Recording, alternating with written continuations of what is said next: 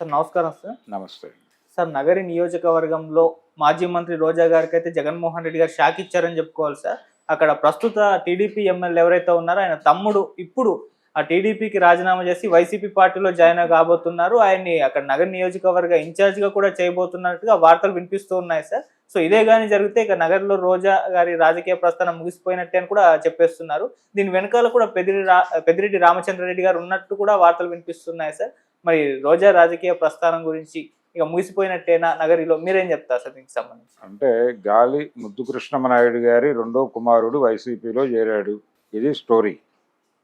ఎందుకు చేరాడు, ఏ ఆశతో చేరాడు? ఎమ్మెల్యే పదవి ఆశతోనే చేరాడు ఆయన.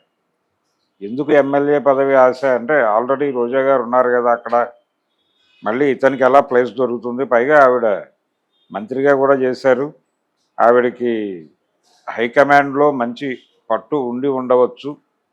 ఇప్పటికీ కూడా ఆవిడ కాన్షియస్గా తెలుగుదేశం పార్టీ మీద నిలబడి దాడి చేస్తున్నటువంటి, లేదు తెలుగుదేశం పార్టీ విమర్శల్ని తిప్పికొడుతున్నటువంటి ఒక ప్రతినిధిగా వ్యవహరిస్తున్నటువంటి సందర్భం కూడా ఉంది.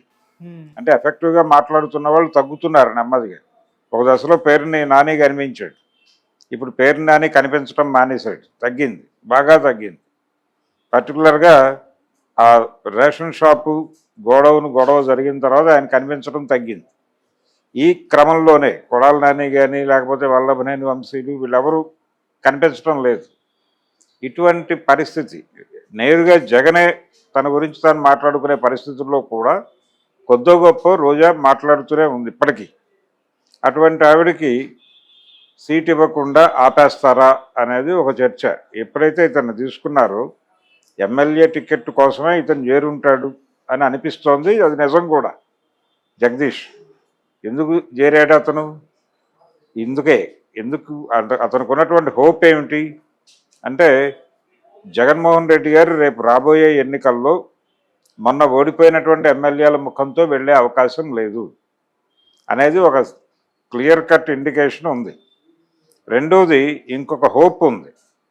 ఇప్పుడు ఆంధ్రప్రదేశ్ ప్రతి ఎన్నికకి ఒక డిఫరెంట్ రిజల్ట్తో ముందుకు వస్తాం. ప్రతి ఎన్నిక ఆంధ్రప్రదేశ్ ఏర్పడిన తర్వాత, అంటే ఉమ్మడి రాష్ట్రం నుంచి విడిపోయి ఆంధ్రప్రదేశ్ ఏర్పడిన తర్వాత జరిగినటువంటి మొదటి ఎన్నికలో టీడీపీ గెలిచింది. ఆ తర్వాత జరిగినటువంటి ఎన్నికలో వైసీపీ గెలిచింది. ఆ తర్వాత జరిగిన ఎన్నికల్లో మళ్ళీ టీడీపీ గెలిచింది. సో ఈ ప్యాటర్న్ ప్రకారం వచ్చే ఎన్నికల్లో వైసీపీ గెలుస్తుంది అనేది ఒక నమ్మకం. ఇలాంటి నమ్మకాలతో లెక్కలేసిన వాళ్ళు చాలామంది ఉన్నారు గతంలో కూడా. అందులో ఒక ఇంట్రెస్టింగ్ లెక్క ఏంటంటే, గతంలో వేసినటువంటి ఫెయిల్ అయినటువంటి ఒక లెక్క, చంద్రబాబు నాయుడు గారు గెలిస్తే 5 ఏళ్ళు, ఓడిపోతే 10 ఏళ్ళు వరకు అధికారం రాదు అని ఒక సిద్ధాంతం చెప్పారు. ఆ సిద్ధాంతానికి ప్రాతిపదిక ఏంటంటే, ఆయన ఆ రోజుల్లో 99 ఎన్నికల్లో గెలిచాడు ఆయన సొంతగా. అంతకుముందు 94 ఎన్నిక రామారావు గారు గెలిచాడు. 99 ఎన్నికల్లో గెలిచి 2004 ఎన్నికల్లో ఆయన ఓడిపోయాడు. అంటే గెలిస్తే 5 ఏళ్లే పరిపాలిస్తాడు. ఆయన 2004లో అధికారం కోల్పోయిన తర్వాత ఆయనకు పవర్ ఎప్పుడు వచ్చింది? 2014లో వచ్చింది. అంటే గెలిస్తే 5 ఏళ్ళు, ఓడిపోతే 10 ఏళ్ళు పడుతుంది తిరిగి అధికారంలోకి రావడానికి అనేది ఒక నమ్మకంగా స్థిరపరిచి, ఈ నమ్మకానికి ప్రాతిపదిక ఏంటి? ఆయన 2014లో గెలిచి 2019లో మళ్ళీ ఓడిపోయాడు కాబట్టి, అంటే అక్కడ 5 ఏళ్ళు ఉన్నాడు, ఇక్కడ 5 ఏళ్లే ఉన్నాడు. కానీ ఓడిపోతే 10 ఏళ్ళు పట్టింది అప్పుడు అధికారం రావడానికి. ఇప్పుడు కూడా అదే పడుతుంది. కాబట్టి 2024 ఎన్నికల్లో జగనే గెలిచేస్తాడు అని సిద్ధాంతం చెప్పిన వాళ్ళు కూడా ఉన్నారు. ఇప్పుడు వీళ్ళకి ఒక సిద్ధాంతం ఉంది, ఒక ప్రాతిపదిక ఉంది. ఇప్పుడు కొత్త సిద్ధాంతం ఏంటంటే, 5 ఏళ్ళకి కొత్త తీర్పు ఇస్తున్నారు ప్రజలు. ఇది గతంలో తమిళనాడులో జరిగిందే. డిఎంకే ఏడీఎంకే మధ్య ఎంజీఆర్ మరణానంతరం పదవి దోబూచులాడుతూ నడిచింది ముఖ్యమంత్రి పదవి. అదే పరిస్థితి ఇప్పుడు ఏపీలో ఉంది అనే అభిప్రాయంతో వచ్చే ఎన్నికల్లో జగన్ గెలవబోతున్నాడు అనేటువంటి ఒక బిలీఫ్ నడుస్తోంది. ఈ బిలీఫ్ నడుస్తున్నటువంటి సమయంలో అదొక హోప్. అలాగే ఇక్కడ ఉంటేనేమో అన్నగారి కింద తమ్ముడిగా ఉండాలి, రాముడి కింద లక్ష్మణుడిలాగా ఉండాలి.